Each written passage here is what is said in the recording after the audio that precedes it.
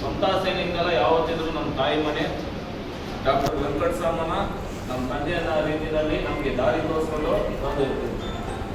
ಇವತ್ತು ನಾವು ನಾನಾ ರೀತಿಯಲ್ಲಿ ನಾನಾ ಕಡೆ ನಾವು ಬೇರೆ ಬೇರೆ ಇದರಲ್ಲಿ ನಾವು ಇರಬಹುದು. ಆದರೆ ಇವತ್ತು ಎಲ್ಲರೂ ಸುಮಾರು ಜನ ಈಗ ನಾವು ರಾಜ್ಯಾಧ್ಯಕ್ಷರಾಗಿದ್ದೀವಿ. ನಾವು ಶಂಕರ್ ಬ್ರದರ್ ಆಗಲಿ ನಾವಾಗಲಿ ಏನಾಗಲಿ ಹೆಂಗಿದ್ರು ನಾವು ಬಾಬಾ ಸಾಹೇಬ್ ಅಂಬೇಡ್ಕರ್ ದಾರಿಯಲ್ಲಿ ನಡೀತಾ ಇದ್ವಿ. ಆ ದಾರಿಯನ್ನು ನಮ್ಗೆ ಕಲಿಸ್ಕೊಟ್ಟಿದ್ದು ಯಾರಂದ್ರೆ ಡಾಕ್ಟರ್ ವೆಂಕಟಸ್ವಾಮನ್ ಅವರು. ಈ ಹೋರಾಟಗಳು ನಾವು ಹೆಂಗ್ ಮಾಡಬೇಕು, ಯಾವ ರೀತಿಯಲ್ಲಿ ಮಾಡಬೇಕು, ಹೆಂಗೆ ಯಶಸ್ವಿ ಆಗ್ಬೇಕಂತ ಒಂದೊಂದು ವಿಷಯ ನಾವು ಹೇಳ್ಬೇಕಂದ್ರೆ ಸಮತಾ ಸೈನಿಕ ದಳದಲ್ಲಿ ಇಲ್ಲಿ ಇರುವಂತ ಎಲ್ಲರನ್ನೂ ಕೂಡಿ ನಾನು ಹೇಳ್ತಾ ಇದ್ದೀನಿ. ಯಾರು ಬಂದಿದ ತಕ್ಷಣ ದೊಡ್ಡ ದೊಡ್ಡ ಪೋಸ್ಟ್ಗಳು ಯಾರು ತಗೊಂಡಿಲ್ಲ. ನಾವು ಸಾಮಾನ್ಯ ಒಂದು ಚಿಕ್ಕ ಒಂದು ಶಾಖೆ, ಯಾವ್ದಾದ್ರು ಒಂದು ಚಿಕ್ಕ ಏರಿಯಾಗಳಲ್ಲಿ ಒಂದು ಶಾಖೆಗೆ ಒಂದು ಅಧ್ಯಕ್ಷರಾಗಿ ಮಾಡ್ತಾರೆ, ಇಲ್ಲ ಆ ಶಾಖೆಗೂ ಉಪಾಧ್ಯಕ್ಷರಾಗಿ ಕೊಡ್ತಾರೆ, ಇಲ್ಲ ಕಾರ್ಯಾಧ್ಯಕ್ಷರಾಗಿ ಕೊಡ್ತಾರೆ. ಆ ಇದರಿಂದ ನಾವು ನಮ್ಮ ಒಂದು ಶ್ರಮದಿಂದ ನಾವು ಸಂಘಟನೆಯನ್ನು ಒಗ್ಗೂಡಿಸಿ ನಾವು ಹೋರಾಟಗಳನ್ನ ಮಾಡ್ಕೊಂಡು ಬಂದು ಬೀದಿಗಳಲ್ಲಿ ಮಲಗಿ ಪೋಸ್ಟರ್ಗಳನ್ನ ಅಂಟಿಸಿ ರಸ್ತೆಯಲ್ಲಿ ನಾವು ಕೂಗಿ ಹೋರಾಟಗಳನ್ನ ಮಾಡಿಕೊಂಡು ಸುಮಾರು ಕೇಸ್ಗಳನ್ನ ಹಾಕಿಸ್ಕೊಂಡು ನಮ್ಮ ಸಂಘಟನೆಯನ್ನ ನಾವು ಸಮತಾ ಸೈನಿಕ ದಳವನ್ನು ನಾವು ಬೆಳೆಸ್ಕೊಂಡು ನಾವು ಬೆಳ್ಕೊಂಡು ಬಂದಿತ್ತು. ಈ ನಿಟ್ಟಿನಲ್ಲಿ ಯಾಕಂದ್ರೆ ಇಲ್ಲಿ ಇರೋದು ಪ್ರತಿಯೊಬ್ಬರಿಗೂ ಗೊತ್ತಿದೆ. ಸಮತಾ ಸೈನಿಕ ದಳ ಒಂದು ಕಾಲದಲ್ಲಿ ಒಂದು ಕಡೆ ಹೋಗ್ತಾ ಇದೆ ಅಂದ್ರೆ ಯಾವುದೇ ಒಂದು ಕಚೇರಿಗೆ ಹೋದ್ರು ಆ ಕಚೇರಿಯಲ್ಲಿ ಇರುವಂತ ಅಧಿಕಾರಿಗಳು ನಮ್ಮನ್ನ ಹೊರಗಡೆ ಬಂದು ವೆಲ್ಕಮ್ ಮಾಡ್ತಾ ಇದ್ರು. ಆ ಒಂದು ನಿಟ್ಟಿನಲ್ಲಿ ಒಂದು ಭಯ ಇತ್ತು. ಹಾಗೂ ಸಮತಾ ಸೈನಿಕ ದಳ ಮೇಲೆ ಎಲ್ಲ ಅಧಿಕಾರಿಗಳಿಗೂ ಒಂದು ಗೌರವ ಇತ್ತು. ಈಗ ನಾವೇನ್ ಹೇಳ್ತಾ ಇದ್ವಿ ಅಂದ್ರೆ ಈಗ ನಾವು ಎಲ್ಲರೂ ಸೇರಿ ಏನ್ ನಾವು ಬೆಳ್ಕೊಂಡು ಬಂದಿದ್ದೇವೆ. ಈಗ ಎಲ್ಲಾರ್ದಾದಂತ ಈಗ ಯಾವ್ದೇ ಒಂದು ವ್ಯಕ್ತಿಯಾಗಿ ನಾವು ಕಾಣ್ತಾ ಇಲ್ಲ. ಪ್ರತಿಯೊಬ್ಬರು ಹಳೆ ಕಾರ್ಯಕರ್ತರಂದ್ರೆ ಪ್ರತಿಯೊಬ್ಬರು ಒಂದೊಂದು ಶಕ್ತಿ. ಹೀಗೆ ಒಬ್ಬರು ಎದುರುಗಡೆ ಬಂದು ಸಾವಿರಾರು ಜನ ಇರ್ತಾರೆ. ನಾವು ಯಾವತ್ತೂ ಅಷ್ಟೇ ನಾವು ಹೋರಾಟಗಳನ್ನ ನಾವು ಮಾಡುವಾಗ ಕಡಿಮೆ ಅಂದ್ರು 500 ಜನ ಕಡಿಮೆ ನಾವು ಯಾವತ್ತೂ ನಾವು ಮಾಡಿಲ್ಲ. ಆ ನಿಟ್ಟಿನಲ್ಲಿ ನಾವು ಮಾಡ್ಕೊಂಡು ಬಂದಿದ್ವಿ. ಎಲ್ಲೇ ಒಂದು ಸ್ಲಮ್ಗಳಾಗ್ಲಿ ಎಲ್ಲೇ ಒಂದು ಪ್ರಾಬ್ಲಮ್ ಆಗಿದ್ರು ಮುಂಚಿತವಾಗಿ ರಾತ್ರಿ 12 ಗಂಟೆ ಆಗಲಿ 1 ಗಂಟೆ ಆಗಲಿ ನಾವು ಇಮ್ಮಿಡಿಯೇಟ್ ಆಗಿ ಅಟೆಂಡ್ ಆಗ್ತಾ ಇದ್ವಿ.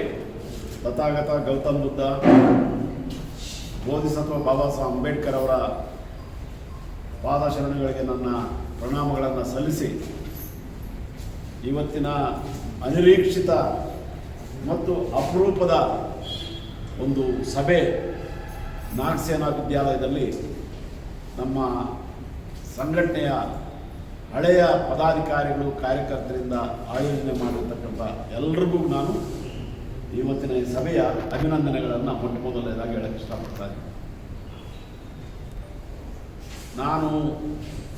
ನನಗೆ 70 ವರ್ಷ, ನನ್ನ ಹೋರಾಟಕ್ಕೆ 50 ವರ್ಷ. ಈ ಸಂದರ್ಭದಲ್ಲಿ ಇದೇ ಜೂನ್ 4ರಂದು ನಡೆದಂಥ ನನ್ನ ಹುಟ್ಟುಹಬ್ಬದ ಸಂದರ್ಭದಲ್ಲಿ ಅನೇಕ ಹಳೆಯ ಒಡನಾಡಿಗಳು ಬಂದು ನನ್ನನ್ನು ಅಭಿನಂದಿಸಿದ್ರು, ಹುಟ್ಟುಹಬ್ಬದ ಶುಭಾಶಯಗಳನ್ನು ಹೇಳಿದರು. ಆ ಮೂಲಕ ಅವತ್ತು ತಗೊಂಡಂಥ ನಿರ್ಧಾರ ನಾವು ಮತ್ತೆ ನಿಮ್ಮ ಜೊತೆ ಹೋರಾಟದಲ್ಲಿ ಇರಬೇಕಂತೇಳಿ ಏನು ಒಂದು ಸಣ್ಣ ವಿನಂತಿ ಬಂತು. ಆ ವಿನಂತಿಗೆ ನಾನು ಅವತ್ತನ್ನೇ ಸಹಮತ ವ್ಯಕ್ತಪಡಿಸಿ ಅದರ ಫಲವಾಗಿ ಇವತ್ತು ಈ ಸಭೆ ನಡೀತಾ ಇದೆ. ಈ ಸಭೆ ಅತ್ಯಂತ ಯಶಸ್ವಿಯಾಗಿ ನಡೆದಿದೆ ಮತ್ತು ಇದು ಎಲ್ಲಿ ಹೋಗುತ್ತಂತ ಹೇಳಿದ್ರೆ ನನ್ನ ಹುಟ್ಟುಹಬ್ಬದ ಹೆಸರಲ್ಲಿ ದಲಿತ ಚಳುವಳಿಯ ಅಂಬೇಡ್ಕರ್ ಚಳುವಳಿಯ ಒಂದು ಆತ್ಮಾವಲೋಕನದ ಸಭೆಗಳಾಗಿ ಕಾಣ್ತಾ ಇದೆ. ಆತ್ಮಾವಲೋಕನ ಅಂತ ಹೇಳಿದ್ರೆ ನಾನು ಮಾಡಿರೋದು ಸರಿ ಏನು, ನಾನು ಮಾಡಿರೋ ತಪ್ಪೇನು, ಮುಂದೆ ನಾವು ಹೇಗೆ ಹೋಗ್ಬೇಕು ಅನ್ನೋ ಚರ್ಚೆಗಳು ನಡೀತಾ ಇದ್ದಾವೆ. ನಿನ್ನೆ ಯಾದಗಿರಿಯಲ್ಲಿ ನಡೆದಂಥ ಇದೇ ರೀತಿಯ ಸಭೆಯಲ್ಲಿ ನೂರಾರು ಜನ ಬಂದು ಅಭಿನಂದಿಸಿದ್ದಲ್ಲದೆ ಬೇರೆ ಬೇರೆ ಸಂಘಟನೆಗಳಿಂದ ಇಲ್ಲಿಂದ ಹೋಗಿ ಹೊರಗೆ ಹೋಗಿದ್ದಂಥವ್ರೆಲ್ಲರೂ ಕೂಡ ನನ್ನನ್ನು ಭಾಳ ಪ್ರೀತಿಯಿಂದ ಆತ್ಮೀಯತೆಯಿಂದ ಅಪ್ಪಿಕೊಂಡಂಥ ಸಂದರ್ಭ ಬಹುಶಃ ಇದು ರಾಜ್ಯದಲ್ಲಿ ದಲಿತ ಚಳುವಳಿಯ ಆತ್ಮಾವಲೋಕನದ ಅಭಿಯಾನ ಅಂತೇಳಿ ನಾನು ಇದನ್ನು ಪರಿಗಣಿಸಿದ್ದೀನಿ. ನಿನ್ನೆ ದಲಿತ ಸಂಘರ್ಷ ಸಮಿತಿ ಸಂಸ್ಥಾಪಕರು ಬಂದಿದ್ದರು, ನಮ್ಮ ಜೊತೆ ಇದ್ದಂಥವ್ರು ಬಂದಿದ್ದರು, ಬೇರೆ ಬೇರೆ ರಾಜಕೀಯ ಪಕ್ಷಗಳಿಗೆ ದಲಿತ ಚಳವಳಿಯಲ್ಲಿ ನಿಂತುಕೊಂಡು ಹೋಗಿ ಬಂದಿರೋಂಥವ್ರು ಎಲ್ಲರೂ ಇದ್ದರು. ಸೊ ಆ ಒಂದು ಅಭಿಯಾನ ಇವತ್ತು ಹೊಸ ತಿರುವು ಪಡ್ಕೊಳ್ಳೋಕ್ಕೆ ಬೆಂಗಳೂರಲ್ಲಿ ಸಾಧ್ಯ ಆಗಿದೆ ಅಂತೇಳಿ ಈ ಕಾರ್ಯಕ್ರಮದಲ್ಲಿ ಭಾಗವಹಿಸಿದಂಥ ಎಲ್ಲರೂ ಕೂಡ ಅಭಿನಂದನಾರ್ಹರು. ಮುಂದೆ ನಾವು ಇದೇ ತಿಂಗಳು 2ನೇ ತಾರೀಕು ನನ್ನ ಹುಟ್ಟೂರಲ್ಲಿ 4 ಕಾರ್ಯಕ್ರಮಗಳನ್ನು ಆಯೋಜನೆ ಮಾಡಿದ್ದೀವಿ.